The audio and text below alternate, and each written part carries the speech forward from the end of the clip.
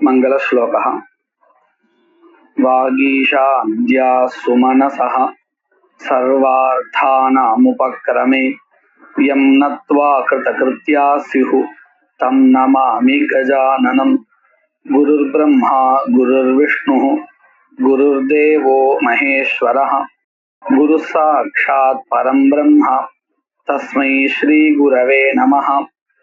सूर्यनारायणं वन्दे देवीं त्रिपुरसुन्दरी गुरूनधिगतार्थांश्च निरन्तरमहं भजे.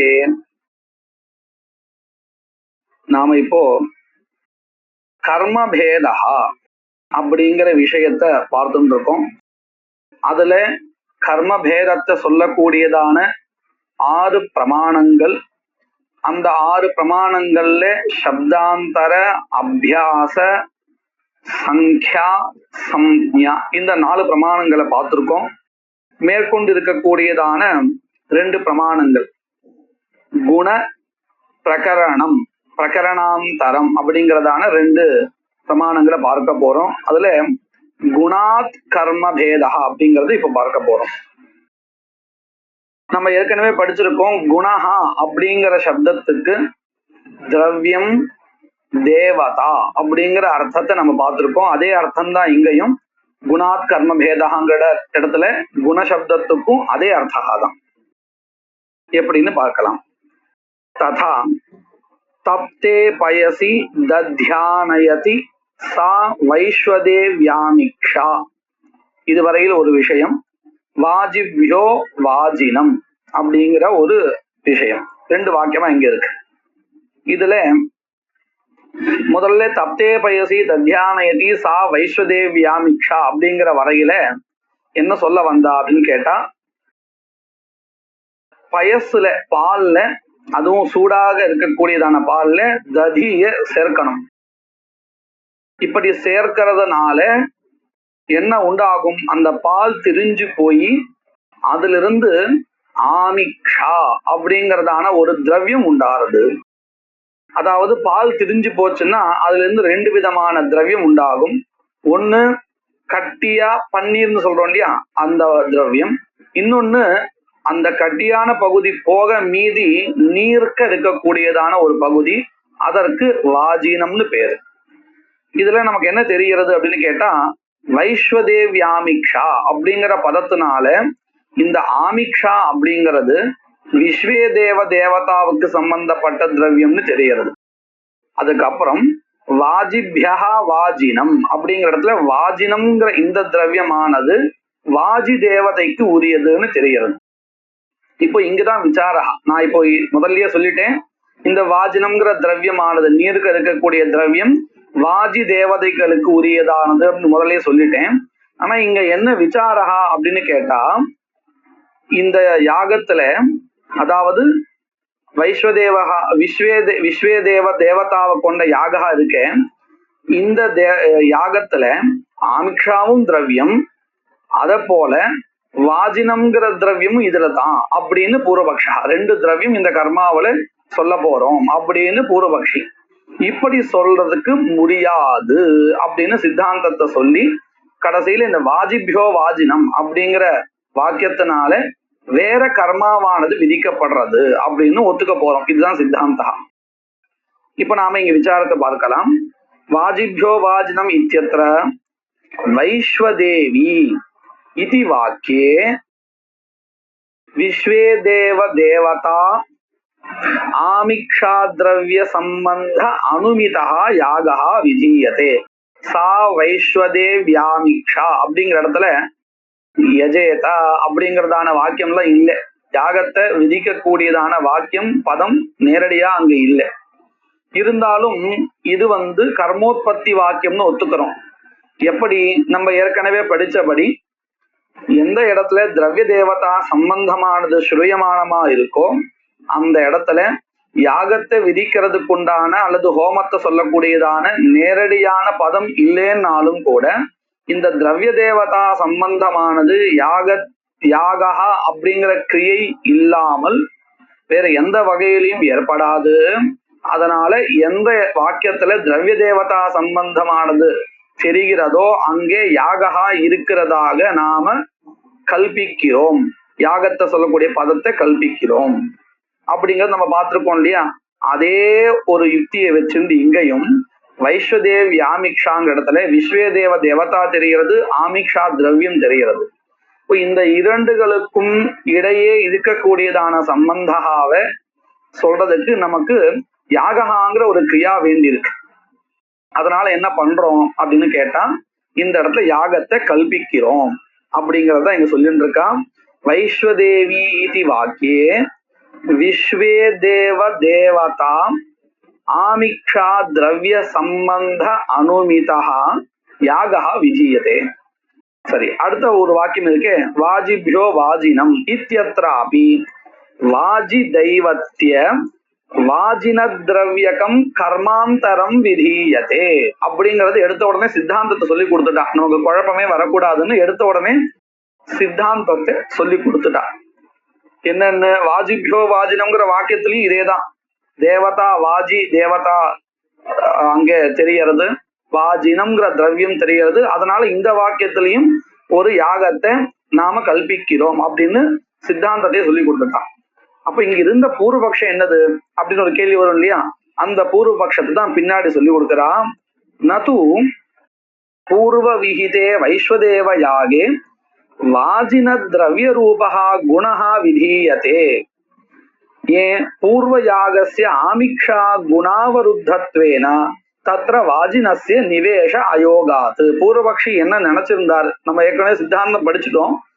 ஆனா பூர்வபக்ஷத்துல என்ன யுக்தி சொல்லியிருந்தா, என்ன விஷயத்த சொல்லி கொடுத்தா அப்படிங்கறத இங்க நத்துன்னு ஆரம்பிக்கிறார். இப்படி சொல்லக்கூடாது. எப்படி சொல்லக்கூடாது? வைஸ்வதேவ் யாமிக்ஷா அப்படிங்கிற வாக்கியத்தினால கர்மாவானது விதிக்கப்படுறது. அந்த வாக்கியத்துல கிடைக்கப்பெற்ற கர்மாவை உத்தேசிச்சு வாஜிபியோ வாஜினம் அப்படிங்கிற வாக்கியத்தினால வாஜின திரவியமானது விதிக்கப்படுறது அப்படின்னு சொல்லக்கூடாது. நது ஏவம் வக்தவியம். நத்துன்னு ஆரம்பிக்கிறது இல்லையா? அப்படின்னு அர்த்தம். இப்படி சொல்லக்கூடாது. எப்படி? நது பூர்வ விஹிதே, அதாவது வைஸ்வதேவ் யாமிக்ஷா அப்படிங்கிற வாக்கியத்தினால விதிக்கப்பட்ட கர்மாவில், அதாவது வைஸ்வதேவ யாகே வாஜின திரவிய ரூப குணஹா விதீயதே. வாஜினம் என்கின்றதான திரவியமானது வாஜிபியோ வாஜினம் அப்படிங்கிற வாக்கியத்தினால விதிக்கப்படுறது அப்படின்னு சொல்லக்கூடாது. ஏன் அப்படின்னு கேட்டா, பூர்வ யாகஸ்ய அதாவது வைஸ்வதேவ யாகஸ்ய ஆமிக்ஷா குணாவருத்தத்வேனா அப்படின்னு என்ன அர்த்தம்? வைஸ்வதேவ யாகத்துல உற்பத்தி வாக்கியம் என்னது? தப்தே பயசி தத்யானயதி சா வைஸ்வதேவியாமிக்ஷாங்கிற இந்த சா வைஸ்வதேவியாமிக்ஷா அப்படிங்கிற வாக்கியம் தான் வைஸ்வதேவ யாகத்தினுடைய உற்பத்தி வாக்கியம். அந்த உற்பத்தி வாக்கியத்திலேயே ஆமிக்ஷா அப்படிங்கிற ஒரு திரவியம் அந்த கர்மாவுல திரவியமா இருக்கு அப்படின்னு தெரிஞ்சு போயிடுது. அப்போ அந்த வைஸ்வதேவ யாகத்துல திரவியம் எது அப்படிங்கிற ஆகாங்கையே இல்லை. ஏன்னா உற்பத்தி வாக்கியத்திலே திரவியம் இதுதான், ஆமிக்ஷா தான் திரவியம் அப்படின்னு தெரிஞ்சிருக்கு. அப்போ அந்த திரவியம் அந்த யாகத்துல அன்வயிச்ச பிறகு வேற ஒரு திரவியம் வர்றதுக்கு இது அனுமதிக்காது, தடுக்கும் அப்படின்னு சொல்லுவோம் இல்லையா? இந்த தடுக்கிறது அவரோதா. அததான் இங்க சொல்லி கொடுக்கிறார். பூர்வ யாகஸ்ய ஆமிக்ஷா யாகஸ்ய ஆமிக்ஷா குணாவருத்தத்வேன, ஆமிக்ஷா என்கின்றதான குணத்தினால் தடுக்கப்பட்ட போது அப்படின்னு அர்த்தம். அந்த குணஹா அங்க சேர்ந்தாச்சு. இனிமேற் கொண்டு குணஹா இன்னொன்னு சேரதுக்கு அங்க வாய்ப்பு இல்லை. குணாவருத்தத்வேனா தத்ர, அதாவது வைஸ்வதேவ யாகத்தில் வாஜினஸ்ய, வாஜினம் என்கின்றதான திரவியம் இருக்கே அந்த திரவியத்திற்கு நிவேஷ அயோகாது, நிவேஷமானது கிடையாது. உடனே அடுத்த கேள்வி பூர்வபக்ஷி என்ன கேட்பான்? ஏன் கிடையாது? ரெண்டு திரவியமா இருந்து போகட்டுமே, விகல்பகா, அதாவது ஆமிக்ஷா திரவியமும் இருக்கட்டும் வாஜின திரவியமும் இருக்கட்டும். எதற்கு? வைஸ்வதேவ யாகத்துக்கு, ஒரே யாகத்துக்கு ரெண்டு திரவியம் இருக்கட்டுமே அப்படின்னு கேள்வி கேட்டால், எதை போல நம்ம இந்த புரோடாசத்துக்கு விரீஹி யவஹா அப்படின்னு ரெண்டு விகல்பமா தான் எடுத்துக்கிறோம். அத போல இதுவும் இருந்துட்டு போகட்டுமே. வைஸ்வதேவ யாகத்துக்கே ரெண்டு திரவியம், ஒண்ணு உற்பத்தி வாக்கியத்திலேயே சொல்லப்பட்டதான ஆமிக்ஷா திரவியம், இன்னொன்னு வாஜிபியோ வாஜினம்ங்கிற பின்னாடி வரக்கூடிய வாக்கியத்தினால சொல்லப்பட்ட வாஜின திரவியம் இப்படி ரெண்டு இருக்கட்டுமே அப்படின்னு கேட்க கூடாது. நச்ச விரீஹி யவவத் விரீஹி யவத்தை போல விகல்பஹாஸ்து இது நச்ச வாச்சியம் அப்படின்னு சொல்லக்கூடாது. ஏன் சொல்லக்கூடாது? இந்த விகல்பஹா அப்படின்னு சொல்றோமே அது எப்போ அப்படின்னு கேட்டால், விகல்பத்துல ரெண்டு திரவியங்கள் சொல்லுவோம் இல்லையா, ரெண்டும் சமபலமா இருந்தாதான் விகல்பஹா. எப்பொழுதுமே அப்படித்தானே, லௌகிகத்திலே அப்படித்தானே. இப்போ நல்லா வேலை செய்யக்கூடியதான ரெண்டு பேர் இருக்காங்க, நமக்கு அந்த வேலை செய்யறதுக்கு ஒரு ஆள் தான் வேணும், ரெண்டு பேர்ல யாரை வேணா எடுத்துக்கலாம் அப்படின்னு நம்ம எப்போ சொல்லுவோம்? ரெண்டு பேரும் நல்லா வேலை செய்ய தெரிந்தவா, ரெண்டு பேர்ல யாருக்கும் இவர் கூட இவர் நல்லா பண்ணுவார் அவர் சுமாரா தான் பண்ணுவார் அப்படின்னு இல்லை, அப்போதான் நம்ம ரெண்டு பேர்ல யார் வந்தாலும் பரவாயில்லைன்னு சொல்லுவோம். ஆனா இப்படி நினைச்சு பாருங்க, முதலாம் அவர் ரொம்ப நல்லா வேலை செய்யக்கூடியவர், ரெண்டாம் அவர் சுமாரா வேலை செய்வார் அப்படின்னு சொன்னா நம்ம யாரை எடுத்துப்போம்? இங்க விகல்பத்தை சொல்ல மாட்டோம். ஏன்னா ரெண்டு பேருக்கும் சமபலம் இல்லை, சம யோகியதை இல்லை. அப்போ நம்ம என்ன பண்ணுவோம்? முதலாம் அவரை தான் கூப்பிட்டுப்போம். அப்போ விகல்பகா அப்படிங்கறதே எங்க வரும்னு கேட்டா, சமபலமாக இருக்கும் பொழுது. எப்படி? புரோடாசத்தினுடைய மூல திரவியம் எதுன்னு தேடும் பொழுது விரீபிர் யஜேதா யவைர் யஜேதா அப்படின்னு ரெண்டு ஸ்ருதினால சொல்லப்பட்ட ரெண்டு திரவியம், ரெண்டுத்தையுமே ஸ்ருதி தான் சொல்லி கொடுக்கறது, ஸ்ருதி வாக்கியம் தான் சொல்லி கொடுக்கறது, வேத வாக்கியம் தான் சொல்லி கொடுக்கறது. அதனால ரெண்டுத்துக்கும் சமபலம் இருக்கு, ரெண்டுத்தையும் எதை வேணா எடுத்துக்கலாம். ஆனா இங்க அப்படி இல்லை, சமபலம் இல்லை. ஏன்? வைஷ்ணதேவி ஆமிக்ஷாங்கிறதுலயும் ஆமிக்ஷா வாக்கியத்தினாலதான் தெரிகிறது, வாஜிபியோ வாஜினம்ங்கிற இடத்துல வாஜின திரவியமும் வாக்கியத்தினால் வேத வாக்கியத்தினால்தான் தெரிகிறது. இங்க மட்டும் ஏன் சமபலம் இல்லை அப்படின்னு கேட்டா நல்லா கவனிச்சா தெரியும். புரோடாச திரவியம் வேற வாக்கியத்தினால கிடைச்சிருது, அதனுடைய மூல திரவியம் எதுன்னு கேட்கும் பொழுது தனியாக ரெண்டு வாக்கியம் வந்தது. என்னது? விரீஹிபிர் யஜேதான ஒரு வாக்கியம், எவைர் யஜேதான ஒரு வாக்கியம், தனித்தனியா ரெண்டும் வந்தது. மூல திரவியம் அதாவது புரோடாசா விதிக்கக்கூடிய வாக்கியம் தனி, அதுக்கப்புறம் இந்த மூல திரவியம் எதுன்னு கேள்வி வரும் பொழுது ரெண்டு வந்தது. ஆனா இங்க அப்படி இல்லை, ரெண்டு திரவியங்களையும் சொல்லக்கூடியது வேத வாக்கியமா இருந்தாலும் ஆமிக்ஷாங்கிற திரவியம் உற்பத்தி வாக்கிய கர்மாவினுடைய உற்பத்தி சமயத்திலேயே வந்துடுது.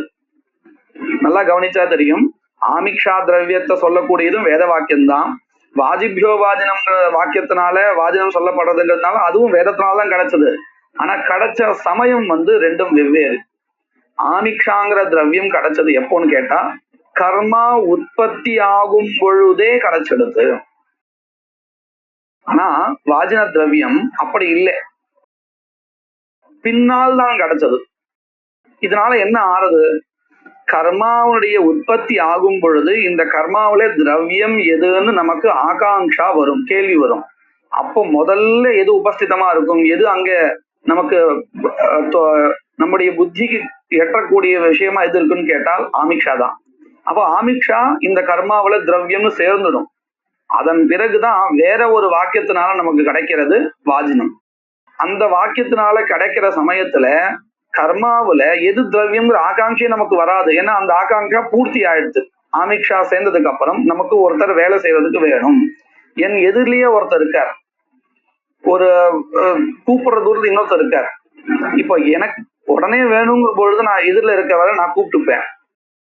அப்புறம் எனக்கு அந்த ஆகாங்ஷையே வராது, எனக்கு வேலை செய்யறதுக்கு யாராவது ஹெல்ப் பண்றதுக்கு யாராவது வேணும் அப்படிங்கிற ஆகாங்ஷையே வராது. வராத போது அவர் எதிரிலே இன்னொருத்தர் எதிரில நின்னாலும் நான் அவரை கூட்டுக்க மாட்டேன்.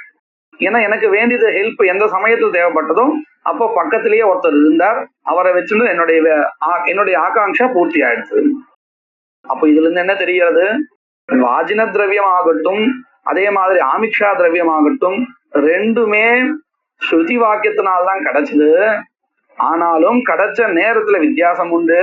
ஆகாங்ஷை இருக்கும் பொழுதே கிடைச்சது எது? ஆமிக்ஷா திரவியம். இன்னொன்னு ஆகாங்ஷ கர்மோத்பத்தி ஆனதுக்கு அப்புறம் கிடைச்சது இன்னொரு திரவியம். அதனாலதான் இந்த இடத்துல சமபலம் இல்லை ரெண்டுத்துக்கும்.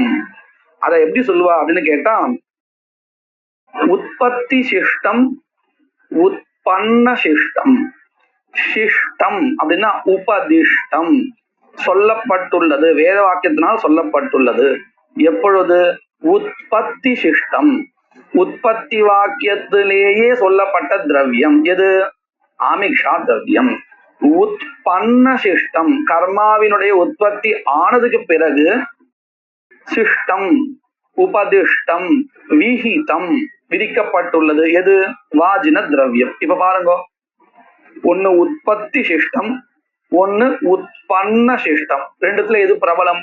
உற்பத்தி சிஷ்டம் தான் பிரபலம், உற்பன்ன சிஷ்டம் பிரபலம் இல்லை அப்படின்னு தெரிகிறது இல்லையா? அதைத்தான் இங்க சொல்லி கொடுக்கிறார். வாஜின ஆமிக்ஷயோகோ சமசிஷ்டத்துவ அபாவாது. சமசிஷ்டத்துவம் சமவிகிதத்துவம் நாஸ்தி. அதனால என்ன ஆச்சு? விஷமசிஷ்டயோ, சமசிஷ்டம் இல்லைன்னா விஷமசிஷ்டம் தான் இருக்குன்னு அர்த்தம். விஷமசிஷ்டயோ விகல்ப அயோகாது. சமபலயோஹோ ஏவ விகல்பஹ, விஷமபலயோஹோ விகல்பஹ நாஸ்தி. அதுதான் சொல்லி கொடுக்கிறார். சமசிஷ்டத்துவ அபாவாத் விஷமசிஷ்டயோஹோ விகல்ப அயோகாது. எப்படி விஷம சிஷ்டத்துவம் அப்படின்னு கேட்டா அதை சொல்லி கொடுக்கிறார். வைஸ்வதேவ யாக உற்பத்தி வாக்கியே ஏவ ஆமிக்ஷா குணः சிஷ்யதே விதீயதே இதி உற்பத்தி சிஷ்டः பவதி ஆமிக்ஷா குணः. ஆமிக்ஷாங்கிற அந்த குணம் இருக்கு, இது எப்பேற்பட்டதா இருக்கு? உற்பத்தி வாக்கியே ஏவ விஹிதः இது கிருத்வா உற்பத்தி சிஷ்டः உற்பத்தி வாக்கியே ஏவ விஹிதः சிஷ்யதே விதீயதே இத்யர்த்தः அப்படின்னு விளக்கி கொடுக்கிறார். வைஸ்வதேவ வாக்கியாத், வைஸ்வதேவ வாக்கியத்தில் இருந்து உற்பன்னே கர்மணி கர்மாவினுடைய உற்பத்தியான பிறகு வாக்கியாந்தரேன சிஷ்டா வேற ஒரு வாக்கியத்தினால விதிக்கப்பட்டதாக இருக்கிறது. என்னது? வாஜின குணஹா. அத்தஹா வாஜின குணஹா எப்பேற்பட்டது? உற்பன்ன சிஷ்டா. அப்போ இங்க சமபலம் இல்லைன்னு தெரிகிறது. தயோர் மத்தியே, அதாவது உற்பத்தி சிஷ்ட உற்பன்ன சிஷ்ட ஏதயோஹோ குணயோஹோ மத்தியே உற்பத்தி சிஷ்டா பிரபலஹ உற்பன்ன சிஷ்டா துர்பலஹ. ஏன் உற்பத்தி சிஷ்டா பிரபலஹ அப்படின்னு கேட்டா, கர்மோத்பத்தி வேலாயாமேவ கர்மாங்கத்வேன பிராப்தத்வாத். கர்மாவினுடைய உற்பத்தி சமயத்திலேயே இது கர்மாவினுடைய அங்கம் அப்படின்னு கர்மாங்கத்வேன பிராப்தத்வாத் தெரிந்ததினால் உற்பன்ன சிஷ்டா வாஜின குணஹா அனந்தரம் பிரமிதா. உற்பன்ன சிஷ்டா உற்பன்ன சிஷ்டமாக இருக்கக்கூடிய வாஜின திரவியமோ அனந்தரம் கர்மோத்பத்தி அனந்தரம் விளம்பிதத்வேன தாமதமாக தெரிய வருவதினால் துர்பலத்வாத் தத் இந்த துர்பலமாக இருக்கக்கூடிய வாஜின திரவியம் பூர்வ கர்மணி நிவேசம் அலபமானஹா. அதனால என்ன ஆச்சு? இந்த வாஜின திரவியம் முன்னாடி கிடைக்கப்பட்ட வைஸ்வதேவ கர்மாவில இந்த குணத்தை சேர்க்க முடியாது. சேர்க்க முடியாதுன்னா அப்ப இது என்ன பண்றது? இதை வச்சுட்டு நாம ஒரு கர்மாவை கல்பிக்கிறோம். இந்த வாஜின திரவியத்தை வச்சுட்டு, அதாவது எப்பேற்பட்ட திரவியம்? உற்பன்ன சிஷ்டம். அது மட்டும் இல்ல, பூர்வத்திர அனிவிஷமானம் பூர்வத்திர நிவேஷ அயோக்கிய குணா. பூர்வத்திர அதாவது பூர்வஸ்மின் கர்மணி நிவேஷ சேர்ப்பதற்கு அயோக்கிய குணா யோக்கியமற்றதாக இருக்கக்கூடிய குணா. அதனாலேயே இதை வச்சு நம்ம என்ன பண்றோம்? கர்மாந்தரத்தை இந்த இடத்துல சொல்றோம். துர்பலத்வாத்து தத்து பூர்வ கர்மணி நிவேஷம் அலபமானஹா வாஜி ரூப தேவதாந்தர சம்பந்தாத். இங்க இன்னொரு ஒரு விஷயமும் இருக்கு. தேவதாந்தர சம்பந்தமும் இங்க வாஜிப்யா அப்படின்னு சதுர்த்தியந்தம் பதம் தெரிகிறது. இப்ப தேவதாவும் இங்க ஸ்ரூயமானமா இருக்கு, வாஜின திரவியமும் இருக்கு.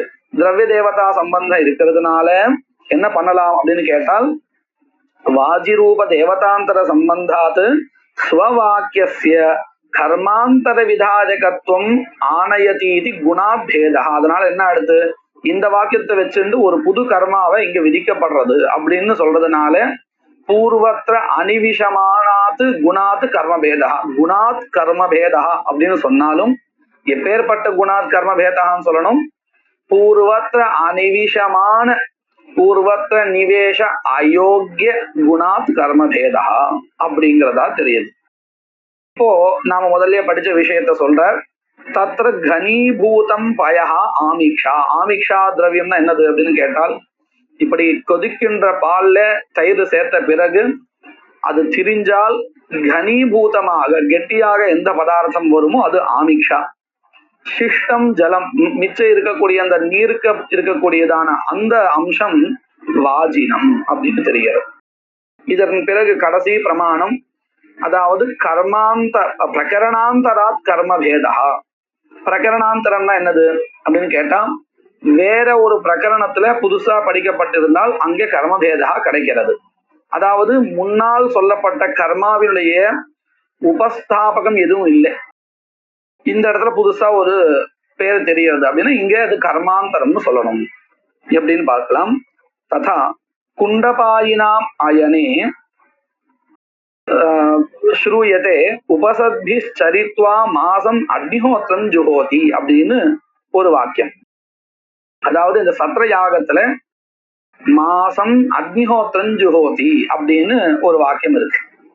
அதாவது மாச கால பரியந்தம் பண்ண வேண்டியதான அக்னிஹோத்திர ஹோமகா. இப்போ இந்த அக்னிஹோத்திர ஹோமகான்னு இந்த கேட்ட உடனே நமக்கு என்ன தெரிகிறது? பிரசித்தமா நம்ம இவ்வளவு நாள் படிச்சுட்டு இருக்கோம் இல்லையா, நித்திய கர்மாவா இருக்கக்கூடிய அக்னிஹோத்திரம், அந்த கர்மா தான் இது அப்படின்னு நமக்கு தோன்றது இல்லையா அந்த பேர் பார்த்தா? ஆனா இல்லை. ஏன்னு கேட்டா, அந்த நித்திய கர்மாவா இருக்கக்கூடிய அக்னிஹோத்திர பிரகரணம் வேற எங்கேயோ இருக்கு.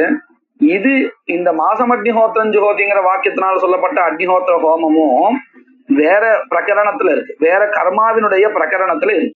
இப்படி இருக்கும் பொழுது ரெண்டும் வெவ்வேறுன்னு தெரிகிறது. ஏன்னா அந்த கர்மா தான் இதுன்னு சொல்றதுக்கு இங்க ஒரு பிரமாணமும் இல்லை.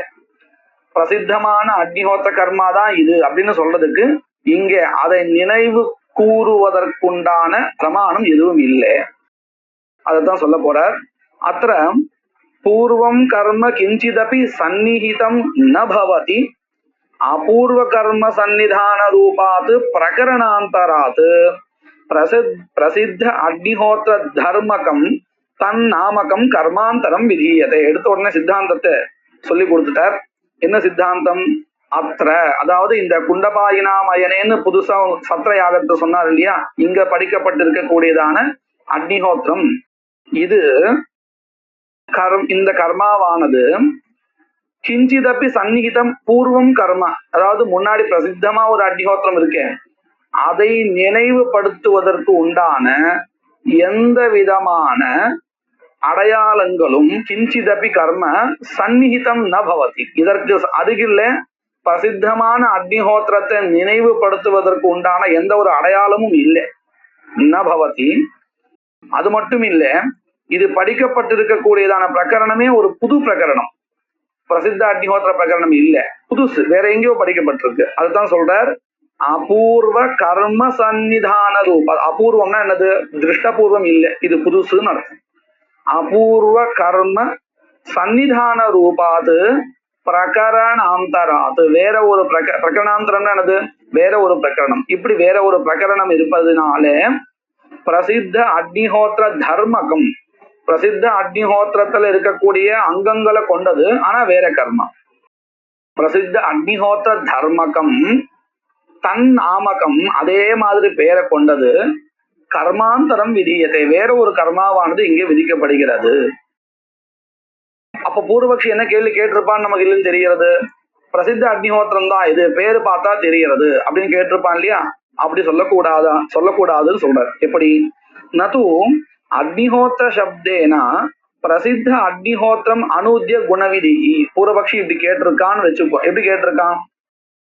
இந்த இடத்துல புதுசா அக்னிஹோத்திர கர்மான்னு சொல்லாதே, ஏற்கனவே பிரசித்தமா நித்திய அக்னிஹோத்திரம் இருக்கு, அதே கர்மா தான் இங்க சொல்லப்படுறது. அந்த கர்மாவை அனுவாதம் பண்ணி இந்த வாக்கியத்துல மாசஹா அப்படிங்கிற ஒரு காலஹா, மாச பரியந்தம் பண்ணணுங்கிற காலஹா விதிக்கப்படுறது. அதே மாதிரி உபசத்தி சரித்வா அப்படிங்கறத துவா பிரத்தியம் இருக்கு இல்லையா, அதுல இருந்து என்ன தெரியுது? உபசத் அப்படிங்கிற ஒரு கர்மா, அந்த கர்மாவை அனுஷ்டிச்சு அதன் பிறகு இந்த அக்னிஹோத்திரம் பண்ணணும் தெரியுது. ஒரு ரெண்டு விதமான காலஹா நமக்கு தெரியுது. ஒண்ணு, உபசத் கர்மாவை அனுஷ்டிச்ச பிறகு இதை பண்ணணும்னு தெரிகிறது, மாச பரியந்தம் பண்ணணும் தெரியாது. ரெண்டு குணங்கள் விதிக்கப்படுறதுன்னு தெரியாது. இது யாருடைய மதத்துல? பூர்வபக்ஷியினுடைய மதத்துல. அவன் பூர்வபக்ஷி எப்படி கேட்டிருக்கான், பிரசித்த அக்னிஹோத்திரத்தை இந்த மாசம் அக்னிஹோத்திரம் ஜுஹோதிங்கிற வாக்கியத்தினால அனுவாதம் பண்ணி இந்த 2 குணங்கள் விதிக்கிறதா சொல்லேன் அப்படின்னு கேட்டிருக்கான். அப்படி சொல்ல முடியாது. ஏன்னா நம்ம ஏற்கனவே படிச்சிருக்கோம், பிராப்தே கர்மணி அநேக குண விதானம் ந சம்பவதி. ஏன்னா இந்த இடத்துலயும் அப்படிதான் வருது பாருங்க. மாசம் அக்னிஹோத்திரம் ஜுஹோத்தின்னு வாக்கியம், அக்னிஹோத்திர பதம் பிரசித்தமான அக்னிஹோத்திரத்தை அனுவாதம் பண்றதுன்னு சொல்லணும். சொல்லி அதன் பிறகு என்ன பண்ணணும், மாச காலஹா விதீயத்தைன்னு சொல்லணும். அதே மாதிரி உபசத் கர்ம அனந்தரம் அனுஷ்டானம் கர்த்தவியம்னு அந்த ஒரு காலத்தையும் சொல்லணும் இல்லையா. அப்போ அநேக விதானம் பிராப்தோத்தேசேன அநேக விதானம்ங்கிறதான தோஷா வாக்கிய பேத தோஷா வந்துடுறது. அதுதான் சொல்லி கொடுக்கிறார்.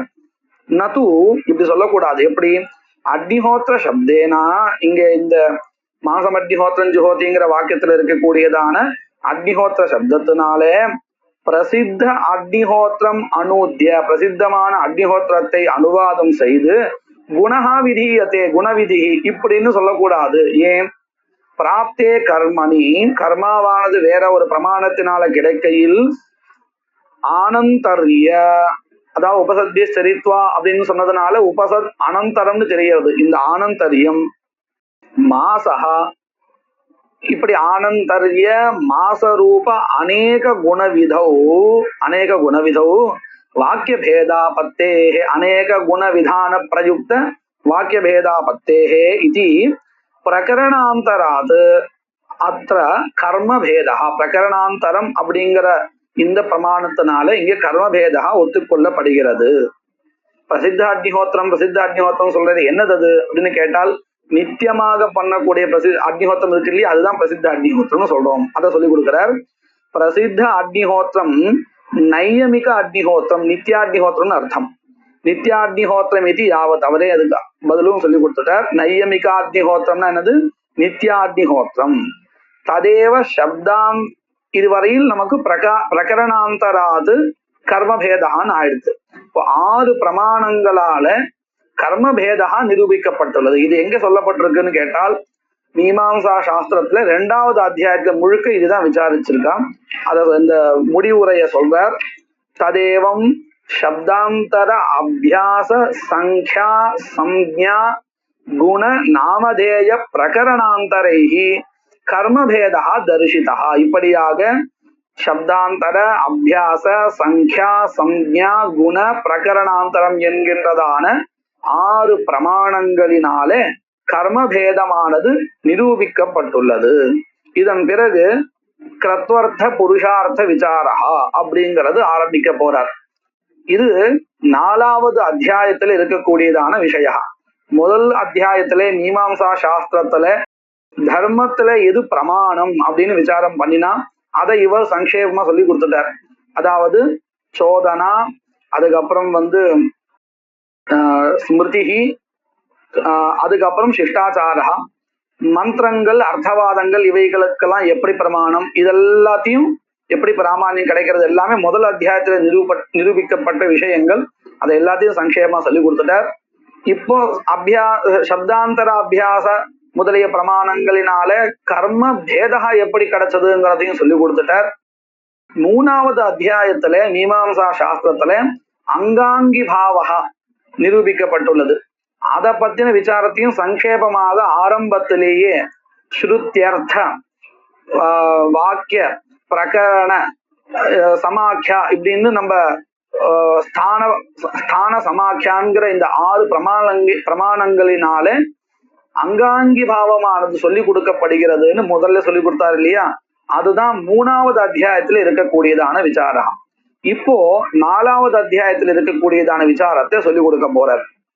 தத்ர வேதாதி பிரமேயா அர்த்தா த்ரிவிதா.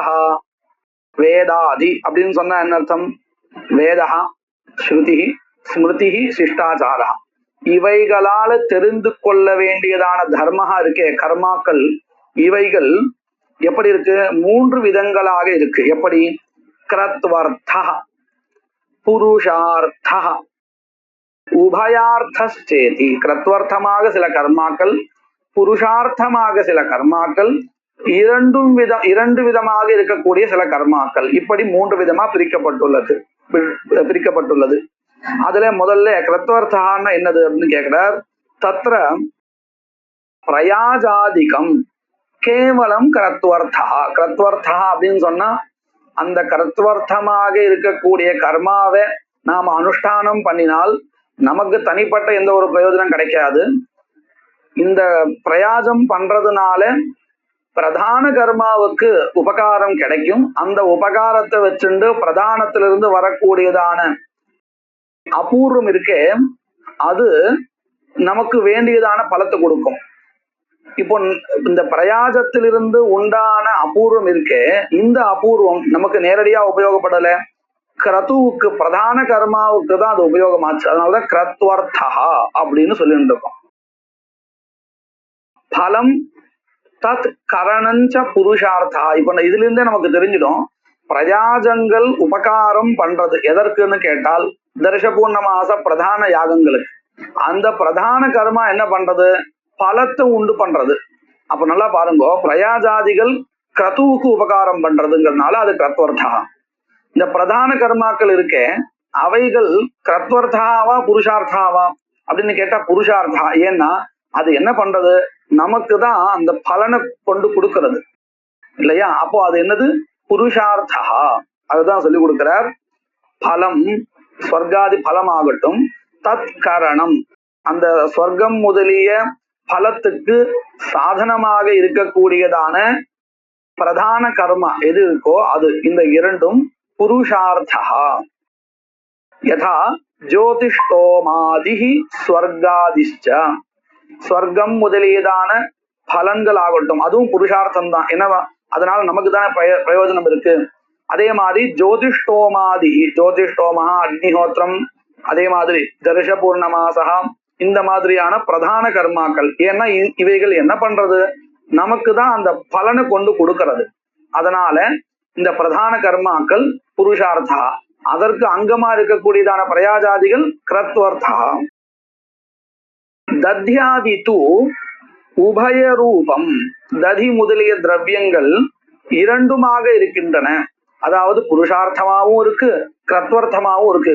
எப்படி அது அப்படின்னு கேட்டா, இந்த தத்னா ஜுஹோதி அப்படின்னு ஒரு வாக்கியம் பார்த்திருக்கோம் இல்லையா? அதாவது அக்னிஹோத்திரமே இரண்டு விதமா இருக்கு. நித்தியமாக செய்யப்படுகின்ற அக்னிஹோத்திரம். இந்த அக்னிஹோத்திரத்துக்கு ஸ்வர்க்கம் முதலிய பலன்கள் கிடையாது. இந்த அக்னிஹோத்திரம் பண்ணினால் நமக்கு பாப க்ஷயமானது ஏற்படும், அவ்வளவுதான். வேற எந்த பலனும் கிடையாது. இது நித்தியாக்னிஹோத்திரம். காமியாக்னிஹோத்திரம் இருக்கு, ஒரு பலனை உத்தேசிச்சு நாம பண்ணக்கூடியதான அக்னிஹோத்திரம். இந்த அக்னிஹோத்திரம் பண்ணினால் நமக்கு எந்த காமனை வச்சு நம்ம பண்றோமோ அந்த பலன் கிடைக்கும். இதுல நித்திய கர்மாவாக நித்தியமாக பண்ணக்கூடிய அக்னிஹோத்திரம் இருக்கு இல்லையா? அதிலையும் ததியானது சாதனமாக ஆறுது. அதைத்தான் நம்ம அடிக்கடி படிச்சுட்டே இருக்கோம், தத்னா ஜுஹோத்தின்னு. ஆனா இதே ததியானது காமியமா இருக்கக்கூடிய அக்னிஹோத்திரத்துக்கும் சாதனமானது. அது எந்த வாக்கியத்தினால சொல்லப்பட்டது? தத்னா இந்திரிய காமஸ்த ஜுஹியாத் அப்படிங்கிற வாக்கியத்தினால தெரிகிறது. அப்போ ஒரே ததி சமயத்துல நித்திய அக்னிஹோத்திரத்துக்கும் அங்கமானது, ஒரு சமயத்துல இந்திரிய ரூப பலத்தை உத்தேசிச்சு பண்ணக்கூடியதான காமிய அக்னிஹோத்திரத்துக்கும் சாதனமா ஆறுது. என்ன வித்தியாசம்? ரெண்டும் ததி ததி தானே அப்படின்னு கேட்டா சங்கல்பத்தில்தான் வித்தியாசம். நான் எந்தவித பலனும் எதிர்பார்க்காமல் அக்னிஹோத்திரம் பண்ணினேன்னு சொன்னால் அது நித்திய அக்னிஹோத்திரம். நான் இந்த இந்திரியம் என்கின்றதான இந்திரிய புஷ்டி என்கின்றதான பலத்தை உத்தேசிச்சு அக்னிஹோத்திரத்தை பண்ணினானே நானோ இல்லை யாரோ ஒருத்தர் பண்ணினால் அந்த அக்னிஹோத்திரத்துக்கு காமியாக்னிஹோத்திரம்னு பேரு. அதுலயும் ததிதான் திரவியம். எல்லாம் ஒரே மாதிரிதான், சங்கல்பம் தான் வித்தியாசப்படும். அதனாலதான் நம்ம பல இடங்கள்ல பார்க்கலாம், காமியமா பண்ணக்கூடிய கர்மாவையே பலனை எதிர்பார்க்காம பண்ணினா அதுவும் நித்திய கர்மாவுக்கு சமம்னு சொல்லிட்டு இருக்கோம் இல்லையா? காமியம் கர்மாவை பண்ணக்கூடாது, அதை விட்டுடணும் அப்படின்னு நம்ம படிக்கிறோம் இல்லையா? பல இடங்கள்ல படிக்கிறோம். அதே காமிய கர்மாவை எந்தவித பலனும் எதிர்பார்க்காமல் பண்ணினால் அது நித்திய கர்மாவா மாறிடுறது. சரி, இப்போ நாம எடுத்துட்ட விஷயம் என்னது? ஒரே ததி சங்கல்ப பேதத்தை வச்சுட்டு பார்க்கும் பொழுது நித்திய கர்மாவுக்கு சாதனமாக ஆறுது. எப்போ அது நித்திய கர்மாவுக்கு சாதனமோ அப்போ அது கிரத்வர்த்தாவா புருஷார்த்தாவா? அப்படின்னு கேட்டா அது கிரத்வர்த்தா. ஏன்னா அந்த ததியினால நமக்கு ஒண்ணும் ஏற்பட போறது இல்லை, கிரதுவுக்கு அது சாதனமா இருக்கு. இதே காமியாக்னிஹோத்திரம் இருக்கே, அந்த காமியாக்னிஹோத்திரத்தை வச்சு பண்ணும் பொழுது இந்திரிய ரூப பலனை எதிர்பார்க்கின்றவன், அதை விரும்புகின்றவன் ததிய திரவியமா வச்சுட்டு பண்ணணும் இருக்கு. அப்போ இந்திரிய ரூப பலம் எது, அந்த பலனுக்கு சாதனம் எது அப்படின்னு கேட்டா ததி தான்.